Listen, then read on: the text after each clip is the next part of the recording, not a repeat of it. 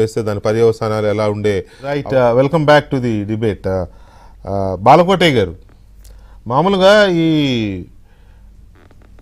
పబ్బులు ఉంటాయి కదా, బాగా మ్యూజిక్లు పెట్టుకుని పెగ్గేసి డ్యాన్స్లు వేసే పబ్బులు ఉంటాయి కదా, అక్కడ పెడతారు నల్ల డ్రెస్ వేసి కొంతమంది పహిల్వాన్స్ని.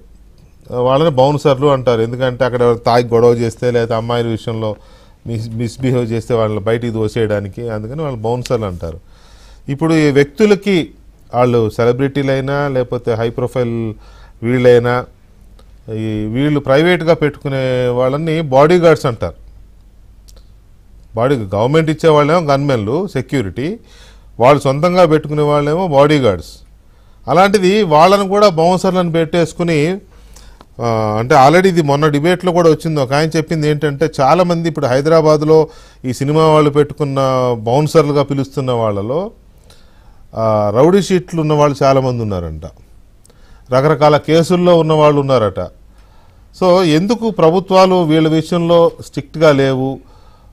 రౌడీ షీట్లు ఉన్న వాళ్ళని, కేసులు ఉన్న వాళ్ళని ఎందుకు వదులుతున్నారు? అసలు వీళ్ళకి ఇంతమందిని ఇవ్వాల్సిన అవసరం ఏముంది? ప్రభుత్వం ఇస్తుంది కదా సెక్యూరిటీ కావాలన్నప్పుడు అనే దాని మీద కూడా చర్చ నడుస్తోంది. నిజంగా కూడా చాలా సందర్భాల్లో వీళ్ళ ఓవర్ యాక్షన్ ఎక్కువ ఉంటుంది.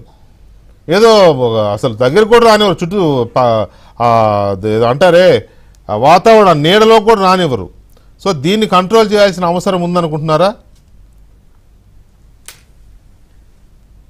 వెంకటకృష్ణ గారు సార్, నిజానికి ఇదేదో తెలంగాణ